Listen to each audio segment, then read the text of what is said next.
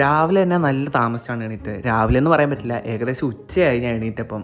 അങ്ങനെ അതിൻ്റെ കാരണം എന്താണെന്ന് ചോദിച്ചാൽ വേറൊന്നുമല്ല, നല്ല മഴയുണ്ടായിരുന്നു. അങ്ങനെ മഴയൊക്കെ കഴിഞ്ഞിട്ട് നേരെ വെളിയിലേക്ക് ഇറങ്ങി. വെളിയിലേക്ക് ഇറങ്ങിയപ്പോഴാണെങ്കിലും അടുത്ത മഴയ്ക്കുള്ള ഒരു സ്കോപ്പായിട്ട് വേണ്ട മഴക്കാരൊക്കെ കിടപ്പുണ്ട്.